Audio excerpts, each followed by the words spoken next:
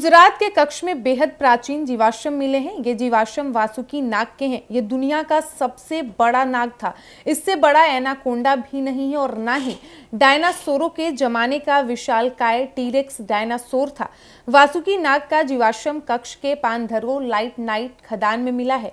ये वही सांप है जिसका जिक्र समुद्र मंथन में आता है।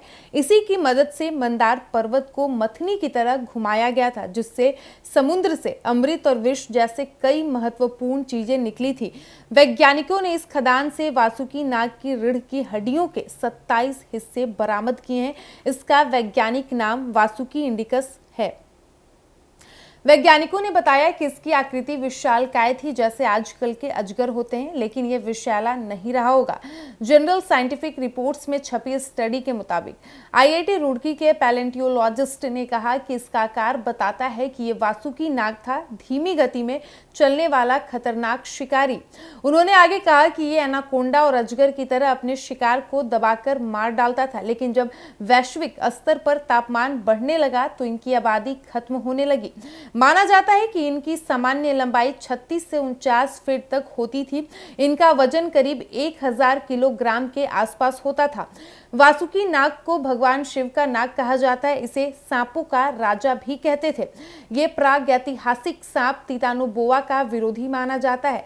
तितानोबोआ के जीवाश्म की खोज कोलंबिया के कोयला खदान में वर्ष 2009 में हुई थी। वो करीब 42 फीट लंबा होता था। वजन करीब 1100 किलोग्राम होता था। ये सांप 5.80 से लेकर 6 करोड़ साल पहले पाया जाता था। आईआईटी रुड़की के प्रोफेसर और इस सांप को खोजने वाली टीम के सदस्य ने बताया कि वासुकी के आकार की तुलना तितानोबोआ से कर सकते हैं, लेकिन दोनों की रीढ़ की हड्डियों में काफी अंतर था। अभी ये बता पाना एकदम सही नहीं होगा कि वासुकी आकार के मामले में तितानोबोआ से बड़ा था। ये नाग सेनोजोइक काल में रहता था, यानी कि करीब 6.60 करोड़ साल पहले। तब डायनासोर युग का अंत हो चुका था। हमें वासुकी नाग की रीढ़ की हड्डियों का जो सबसे बड़ा हिस्सा मिला है वो 4.5 इंच चौड़ा है। इससे पता चलता है कि वासुकी नाग का शरीर कम से कम 17 इंच चौड़ा था। इसकी खोपड़ी नहीं मिली है। फिलहाल खोजबीन जारी है।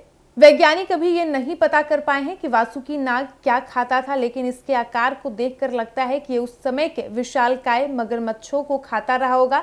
आसपास कई मगरमच्छ और कछुओं का जीवाश्म भी मिले हैं। साथ ही 2 प्रागैतिहासिक व्हेल मछलियों के जीवाश्म भी मिले हैं।